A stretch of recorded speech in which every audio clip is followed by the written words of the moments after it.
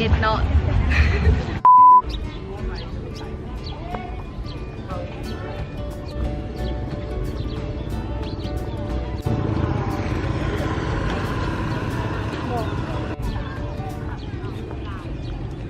สวัสดีทุกคนยินดีต้อนรับกับเข้าสู่ช่องของนิกาอีกแล้วสำหรับวันนี้เราก็ได้มายามอยู่ที่บุญพระธาตุหลวงเวียงจันทน์เนาะก็ได้ยามอยู่2มื้อเนาะก็คือวันที่16แล้วกับวันที่21ซึ่งบรรยากาศจะฮ้อนจะม่วนจะมันสำใดเฮามาติดตามพร้อมกันเลย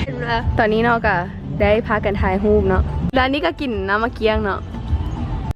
ทุกคนตอนนี้เฮาก็อยู่ก่อนที่เฮาจะยามแล้วเนาะได้มายามอยู่ที่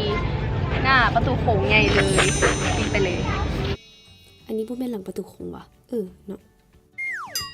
ตอนนี้กับเวลาประมาณ5 โมงป่ายแล้วแต่ว่าสังเกตเบื้องคนเนาะยังบ่ค่อยมีหลายปานใดเนาะ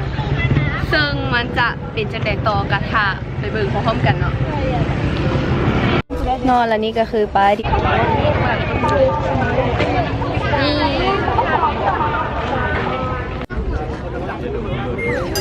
Hi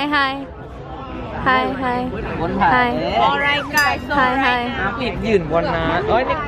Hi ตอนนี้เนาะพวกเขาก็กำลังจะเริ่มในการยามแล้ว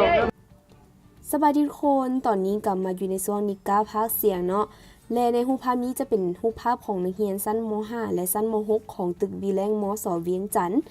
ซึ่งพวกเขาได้เริ่มยามตั้งแต่เวลาประมาณ 5 โมงป่ายหน่อยนึงจนถึงเวลาประมาณ 7 โมงนี่แหละเนาะก็ถือว่าทั้งมวลและก็ทั้งเมื่อยเลยในรอบนี้เนาะคนตอนนี้ก็แล้วไปแล้วเนาะสำหรับการยามช่วงทำอินเนาะเขาจะเป็นช่วงกินข้าวเนาะทุกคนตอนนี้เนาะพวกเขากำลังไปกินข้าวมีคนแล้วจับปูซัดมีคู่เสื้อดำอีก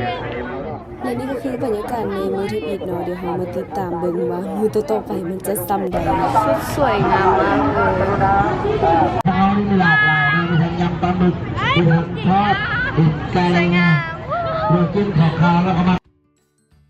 ตอนนี้เขากลับมากินข้าวเนาะซึ่งตอนนี้ไผก็ได้เอาซึ่งตอนนี้เอาจากปากกาให้เด้โอ้โหอะไรเด้อได้กินข้าวไปที่ยำห้อยแล้วเบิ่งจากหน้าที่คนมัน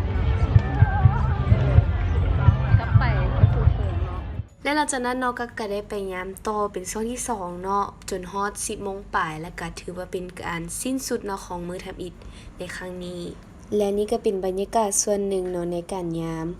ของตึกบีแรงเนาะซึ่งตึกบีแรงก็เป็นตึกทำอิฐที่ได้มายามอยู่ที่หน้าประตูโค้งเนาะในม.ส.เวียงจันทน์นี้ก็ถือว่าทั้งม่วนและก็ทั้งเมื่อยเนาะแล้วก็ได้มิตรภาพที่ดีพร้อมสุดท้ายนี้ก็อยากเชิญชวนทุกคนเนาะมาลิ้นบุญท่าหลวงน้ำกันเพราะว่าปีนี้ก็ถือว่าเป็นปีท่องเที่ยวลาว2018ได้แม่นบ่ก็ถือว่าเพิ่นเว้าว่าท่าหลวงปีนี้นะจะจัดใหญ่จัดเต็มเนาะเฮาก็ท่าเบิ่งว่ามันจะมีหยังเด